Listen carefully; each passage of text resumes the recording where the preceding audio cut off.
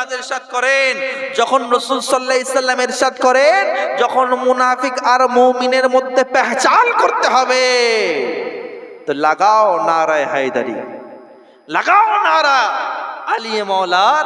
মাওলা আলীর নাম শুনলে মুনাফিকরা দূরে চলে যায়, বই না সুবহানাল্লাহ। দেখবেন তখন দেখবেন ইয়া রাসূলুল্লাহ তারাও বলছে আমরাও বলছি, কিন্তু আরো টানাটান ইমানদার কি দর না এটা দেখার জন্য দেখবেন নারা হায়দারি লাগালে মুখটা কুঁচড়ে যায় না মুখটা সুন্দর হয়ে যায়।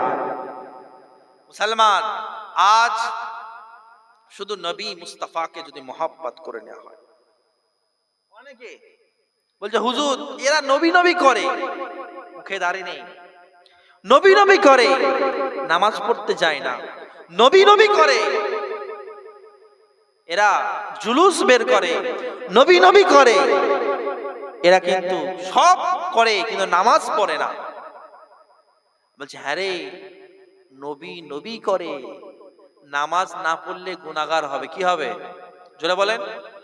নামাজ না পড়লে গুনাহগার, রোজা না রাখলে গুনাহগার, হজ না করলে গুনাহগার, মিথ্যা কথা বললে গুনাহগার, কিন্তু রাসূলের দুশমনের সাথে মিশলে গাদ্দার। জোরে বলেন গাদ্দার।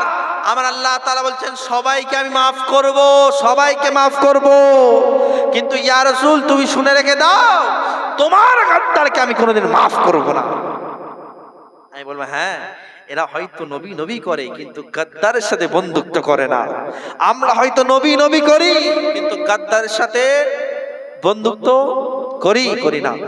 আর আফসোস এটা যে এখন গায়ের মাযহাবরা বলে তাতে আমাদের গায়ে লাগে, কিন্তু আমাদের মাথায় টুপি, আমাদের মতন দেখতে লিবাসদারি, চুল দাড়ি রাখনেওয়ালা, তারাও নবীর শানে উল্টো পাল্টা কথা বলে, সেখানে কোনো প্রোটেস্ট হয়?